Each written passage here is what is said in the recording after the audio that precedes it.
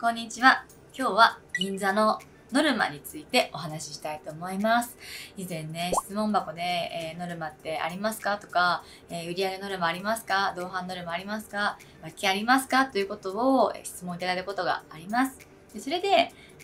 あるんですよ、実際。で、どんなノルマがあって、でどういう時に罰金が引かれますかっていうのをちょっとね、今日は全てお話しできたらと思います。では、一番スタンダードなノルマについて、まずは、毎月同伴ノルマがあります。同伴というのは何度もYouTube でね、同伴ってこういうもんだよっていうのをね、お話ししたことがあるんですけども、そちらを参考に見ていただけたらと思います。でこの同伴っていうのは8時台ですね、8時15分とか8時半にお客様と一緒にお店に入るというところが同伴のね、流れになるんですけれども、そのノルマが月に5回あります。だいたいスタンダードにどのクラブもだいたい月5回設定してあります。私が今まで勤めたね、お店、銀座ですと、最初に勤めたお店、で次のお店、雇われママと3軒あるんですけども、そこも全て同伴は月ね、5回でした。で、その前、新地にいた時にね、4軒勤めたんですけども、そこも全て同伴は月5回でした。で、私の店もそれに倣ってね、5回にしてあるんですけども、だいたい週4、週5出勤の子も5回で、実は週3出勤の子も5回っていう風にしております。週3でも月に12回、13回ぐらいで出勤になるので、3回に1回、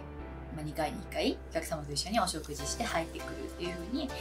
なりますね。で、その時に、あと罰金がもう一つあるのは遅刻です。遅刻というのは8時半を過ぎると遅刻の罰金が取られます。遅刻の罰金は15分で日給の 10% が罰金になっております。でこれは同伴のない日、だいたいホステスさんはね、8時出勤の方が多いんですけども、8時5分、8時10分だと、罰金として、10% 引かれております。なので、30分もし遅刻されると、日給の2割がカットということになるので、遅刻はね、しないようにやらないといけないなと思います。で、他に同伴以外にノルマ、売上のノルマはね、ないんですよ。だから、ゼロヘルプと言われるお客様を持ってない女の子も、売上毎月ね、100万、200万、300万、頑張って売っている女の子も、売上ノルマはなくて、皆一律に同伴ノルマが月に5回だけですね。これは普通にやってれば、なんとかね、できるノルマではあります。で、私が今までね、聞いた中で、他店の話なんですけども、日給が高い子がいました。例えばね、日給がね、8万円とかね、8万5千円とか、そういう子いたんですけども、その女の子は、そのお店では、同伴のノルマが12回っていう子がいました。やっぱりね、自信があるから、私は同伴毎月頑張ります。出勤するたびにほとんど同伴してきますっていうね、意気込みがある子は、日給を高くしてもらって、そういう風に交渉してる女の子もいました。で、その子ね、すごく美人なんですよ。なかなかの美人でしたね。若いし美人で20代後半、26、7ぐらいだったかな。すごく綺麗だし、もうあの子はね、どこ行ってもね、みんな欲しいような人材だったんですけども、多分本人もね、自信があったから、日記もっと上げてくださいって交渉して、お店側もただ上げるだけだとね、あまり良くないので、多分12回と打ち込み入れたなと思います。そういうね、契約で、交渉すると、ノルマ上げる代わりに日給も高いよっていう子も中には銀座ではおります。あと普段の罰金はヘアメイク。今私も美容室でヘアメイクしております。今日はアップにしているんですけども、こうやって美容室に行かないと罰金が発生してしまいます。その罰金は1日の日給の 50% です。3万円の子だとね、1万5千円になるし、5万円の子はね、2万5千円になっちゃうんですよ。で、美容室っていうのは、だいたいですよ、2000円前後です。なので、絶対に美容室行く方がいいです。で、もしね、アップは私みたいにアップしてる子いるんですけど、ダウンってね、巻いてて、下ろしてるだけで、時間が経って取れちゃった。そういう時はお店側がね、注意するんですよ。あなた今日美容室行ってないでしょって。すると女の子は、いえ、私行きました。じゃあちょっと領収書見せてって言うと、その女の子が切ってきた領収書を見せて、あ、本当だ、今日美容室行ってて、取れたんだねっていう風に罰金は免除になります。でも、もしも、その領収書がない場合は、それ自分の家で巻いてきたでしょって言われても、どうしようも証明しようがないので、50% の罰金の対象になることがあります。ヘアメイクは最低限した方がいいですね。やはりこういうね、ドレスを着て、着物とかドレスね、みんな出勤してる場所なので、一人だけ家で巻いてきた髪型とか、なんか簡単なこう束ねた髪型だとね、すごく、浮いてしまいますし、その雰囲気がねないので、これは毎日行った方がいいかなと思います。あと新調日があります。新調日は毎月1日だいたいどこのクラブも設定しているんじゃないでしょうか。で、新調日は何をするかと言いますと、文字通りね、新しいドレス、新しい洋服を着てくる日です。その日は、ね、ホステスはみんな新しい洋服で出勤します。そのドレスは、どんなの着てもいいんですけどね、ロングドレスだったり、ブランド物のワンピースだったり、何でもいいです。ただ、新しい洋服を毎月1着新調することによってマンネリしないというか、女の子はね常におしゃれでいてほしいというねお店の希望があって新調日というのは決めております。でその新調日どうしてもドレスが用意できなかった、服が買えなかったっていう方は着物をレンタルして罰金を免れている女の子もいます。私のお店もそうなんですけど、新調日着物出勤、これねレンタルでも OK なんですよ。でその着物はレンタルだとだいたいヘアメイクレンタル込みで、金座だと1万円ぐらいですかね。1万円あればだいたい着付けまでしてレンタルさせてもらえます。なので、ドレスを買わずにねそうやって着物でやり過ごす女の子もいるんですけど、個人的な意見としては毎月新しい洋服を買った方がその子にとってもね得じゃないかなと思います。1万円出してね、安いお金じゃないんでね、着物レンタルで自分のものにならないんだったら、3万か4万ね出してねちゃんとした服を1着買う方が後々ずっと着ていけるし、そういう風にねクローゼットの中の服も増えていくので、私は仕事用の服はちゃんと新調日、新しく新調したものを着ていく方が良いかなと思っております。でこちらの新調日は罰金がなんと 100% です。1日の日給全部なくなってしまいます。ですからね、4万5万のね日給もらってる方も多いと思うので、罰金で4万5万払うぐらいでしたらちゃんと4万5万の洋服を1着買って出勤する方が絶対効率がいいですね。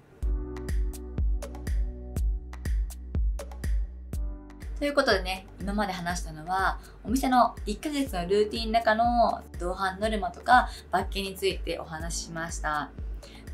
これね普通にやってれば全然引かれないんですよ。まだ遅刻しなくていいだけだし、毎月1着洋服買うだけで、同伴はできて当たり前なので、この辺ね別にそんなに難しいことはありません。これにね売上ノルマついたらめんどくさいですね。あんたいくら売ってよって。でもそういうところは聞いたことがないので、どのクラブも一律こういう風なねルールはお店の中で作ってるかなと思います。はい。でそしてね、あと他にイベントが年に何回かあります。そのイベント中は毎月のノルマと別で追加でこういうことやってくださいっていうノルマがあります。一番初め2月、ちょうどこの間2月はバレンタインのイベントがありました。このバレンタインっていうのは特に、バレンタインイベントって店内に飾り付けはないんですけども、3日間日にちを決めて女の子たちが1日に何個かチョコレートを買ってお客様にねお渡しするっていうお日にちです。この日は私もチョコレート結構買ったんですよ。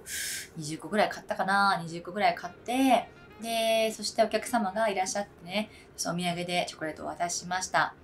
予定がある方がだけでもいいんですけども、大体ねもう予定なく今日空いてるって突然お電話いただいていらっしゃる方も多くて、その時ね3名とかね2人とかだと結構すぐなくなっちゃうんですよ。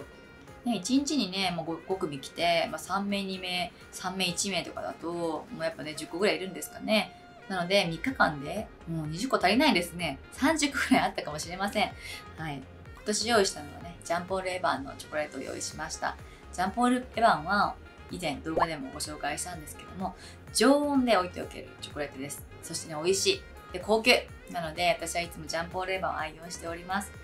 今回のバレンタインでね、会社に送らせてもらったチョコはまた別のものをご用意したんですけども、今回の手土産のチョコレートは全てジャンポール・エヴァンをご用意しました。この辺りのチョコレートはね、もっと詳しく選び方は動画でご紹介しておりますので、ぜひそちらをね、ご参考にしていただけたらと思います。で、このイベント中、3日間同伴のノルマがありました。だいたい3日で2回ですかね。この3日間の期間でお客様をね、2組呼んでください。同伴してくださいというノルマがありました。で、あとこの2月が終わると、3月ですね、桜祭りのイベントがあります。桜祭りは結構やってるお店多いですね。銀座の中では割とポピュラーなイベントです。その桜祭りは店内を本物の桜の木を切ってきてお花屋さんにやってもらうんですけども、桜をたくさん飾って1週間華やかな、お花見をしてもらおうというお祭りです。でこの日は、だいたい3日間イベント設定してるんですね。今年は水木金で設定してあるんですけども、この水木金の中で同伴のノルマが3回とか、3日間で3日毎日ですねとか、予備日といってね3回できなくてもその5日間この1週間で3回やってくださいねというふうにノルマを設定しているお店がほとんどかなと思います。イベントやるけどノルマないよってお店はちょっと私聞いたことないかな。イベントをやる限りにはノルマはセットですね。でイベントやらないお店もあります。桜祭りやらなかったお店はねありましたね。周年やらないお店もあります。そういうふうにイベントやらないお店は確かにあって、そこはノルマがないですね。ただ大多数のもう8割以上のお店は桜祭りはやってると思います。でその時に1週間でね3回同伴してくださいとか、3回できない場合はこの5日間で消化してくださいと皆さんに決めてますね。で今度そのイベントの日は売り上げがある子、その人の日給が高ければ高いほど売り上げノルマはついてきます。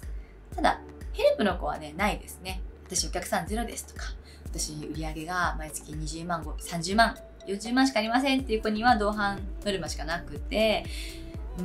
毎月100万売ってますとか、日給が6万です、7万ですっていう子には、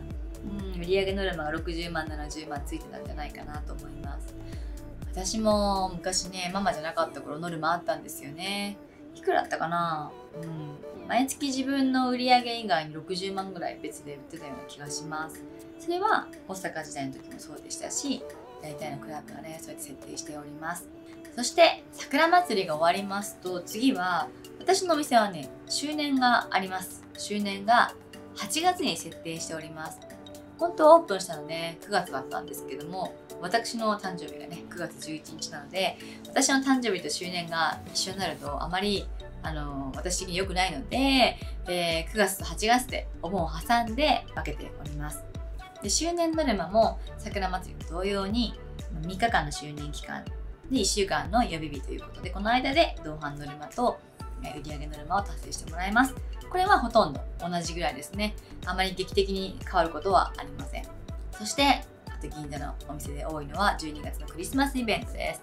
だいたい2週目か、遅いところで3週目ですかね。そこでクリスマスイベントをやっていて、そこで同じようなノルマがあります。ということで、私のお店だと年にバレンタイン、桜、周年、クリスマス、12ヶ月で4回ですね、あります。で、もうちょっとやるところは、ハロウィンイベントがあるかな。ハロウィンイベントが秋にあります。で、夏祭りはあんまりやってないですね。昔やってるところ見かけましたけど、あんまりこれはメジャーじゃないかもしれないです。大体の銀座のクラブではその4つ、もしくは桜祭りやらなくて、周年とクリスマスだけとか、クリスマスやらなくて周年だけとか、そういうところもあるんじゃないでしょうか。ということで、今回ね、銀座のノルマと罰金事情のご説明いたしました。難しく感じましたか？割と普通ですね。